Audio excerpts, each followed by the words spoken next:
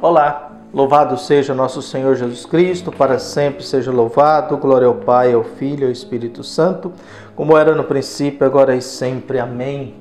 Queridos irmãos e irmãs, paroquianos da nossa paróquia Nossa Senhora da Abadia, Diocese de Cristalândia, aqui em Lagoa da Confusão, graça e paz. Que Deus abençoe e ilumine a todos nós, nos fortalecendo na fé, nos dando o coração bom, capaz de amar e perdoar sempre. Hoje, dia 26 de julho de 2024, nessa sexta-feira, dia de Santos Joaquim e Ana, os avós, os pais de Maria e os avós de Jesus. Pedimos a Deus que abençoe os nossos avós, os meus já falecidos, que estejam em paz na casa do Pai.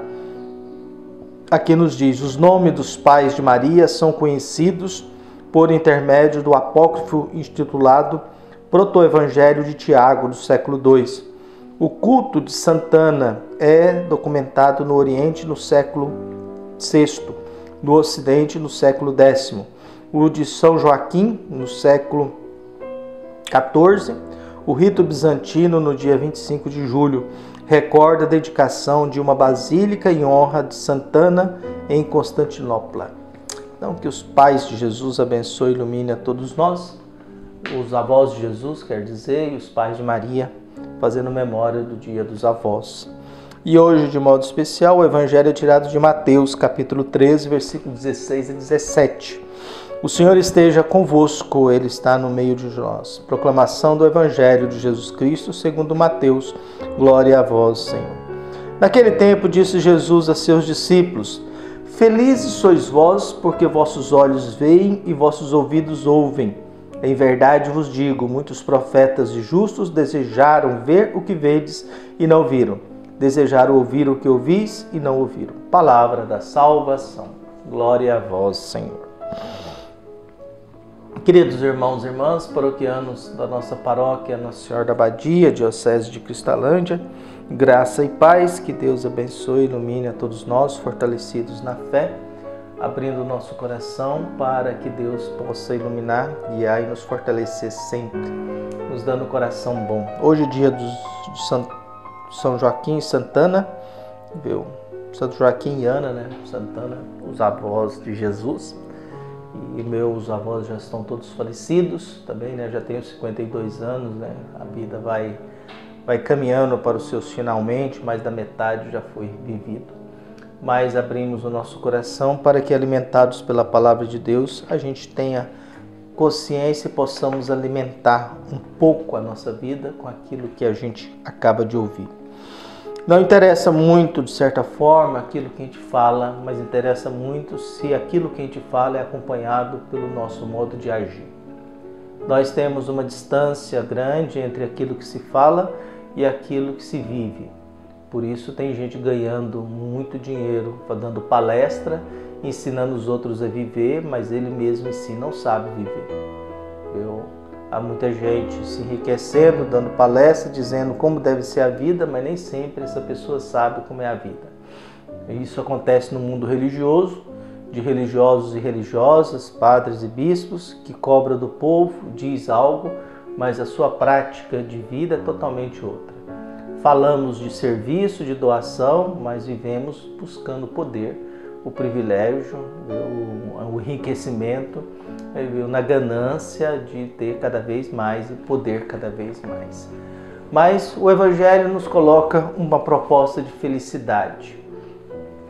Uma proposta de felicidade, e Jesus está falando para quem está ouvindo e vendo Ele.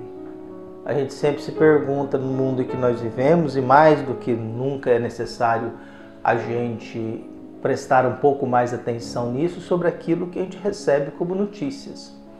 A gente vive num mundo de gente desinformada que vive espalhando notícias e fake news, e como também temos agências que ganham e produzem constantemente mentiras, porque é interesse da gente manter um povo desinformado ou um povo iludido. Um povo que acredita que o mundo está lutando contra eles e que o mundo existe uma mentalidade perversa que manda em todo mundo. É aquilo que na época da pandemia, eu conversando com um padre, e ele acreditava na teoria da conspiração, que está tudo organizado, viu? Que tinham produzido, viu? O vírus, que estava tudo organizado, China, Europa, Estados Unidos, América Latina, estava todo mundo organizado de acordo como seria que tudo acontecesse, como se fosse possível no mundo em que nós vivemos. A gente não consegue ter acordo nem na Santa Ceia, quanto mais alguém organizar o mundo para funcionar em torno de um vírus que matou milhões de pessoas e até hoje tem gente que acredita que foi uma invenção ou que não existiu. É igual as pessoas duvidar se alguém foi na Lua, né? Ou a turma que duvida que a Terra é redonda e acredita que a Terra é plana. E há tese de doutorado a respeito disso. Tamanho absurdo que nós vivemos no mundo de hoje, a ignorância. Mas Jesus está dizendo: felizes sois vós, porque vossos olhos veem e vossos ouvidos ouvem. Em verdade vos digo, muitos profetas e justos desejavam ver o que vedes e não viram.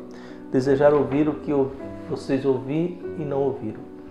Cabe a nós assim sempre perguntar: o que a gente vê nesse mundo nosso?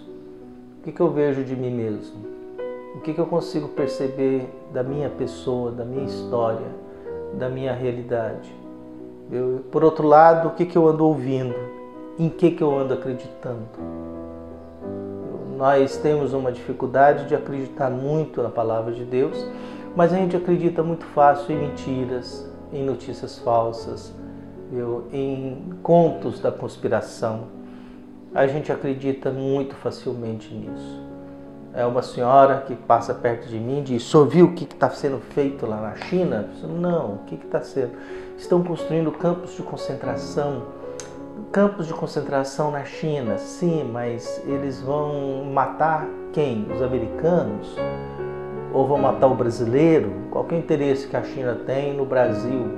Nós não somos a maior potência do mundo. A gente tem recursos de natureza, mas a gente não tem tecnologia. Nós somos um país que investiu em humanas, mas nós não investimos em ciência, não investimos em tecnologia. A gente não tem uma marca de carro brasileiro. Tem uma empresa aérea, mas a maioria das peças vem de fora. Tem uma empresa de helicópteros, mas é uma representante de marcas estrangeiras. Então a gente não tem. A gente não tem marcas de eletrodomésticos, de computadores nacionais. Tudo é de fora. A gente tem produção de alimento, a gente tem produção de comida, a gente tem fontes naturais, isso nós temos. Mas somos um país pobre de ciência, somos um país pobre de cultura, nós somos um país pobre de estudo, nós somos um país pobre de formação. E aí, por causa disso, a gente vive nesse mundo. Quando a gente escuta um pastor dizendo que não mande seus filhos para a universidade, manda eles vender picolé na garagem, porque senão eles vão para o inferno, e que mulheres não podem ter títulos universitários porque são mulheres rodadas, então está promovendo a ignorância. Mas o público dele tem que ser ignorante para acreditar e aplaudir umas afirmações dessas. E nesse mundo de loucos, a gente começa a ficar doente dos olhos, a gente começa a ficar surdo. E é preciso a gente recuperar a capacidade nossa de olhar, e olhar com esperança, olhar com um olhar de bondade.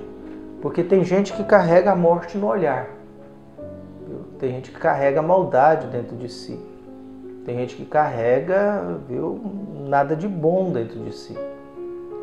E o Evangelho vem dizer: olha, felizes vocês estão me vendo e vocês estão me ouvindo.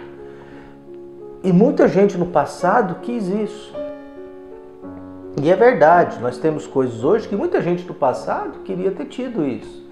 Queria ter tido melhor meios de comunicação para se comunicar, meios de informação para se aprofundar, meios de locomoção. Quando você escuta um senhor que abriu uma picada daqui da Lagoa da Confusão até Cristalândia, 50 quilômetros, há muitos anos atrás, esse homem ficou 50 quilômetros caminhando e abrindo picada. Hoje a gente faz isso de carro com ar-condicionado, maior conforto. Então que a gente possa ter os olhos brilhantes e os ouvidos abertos para escutar o que Jesus nos ensina. Um abraço, até mais.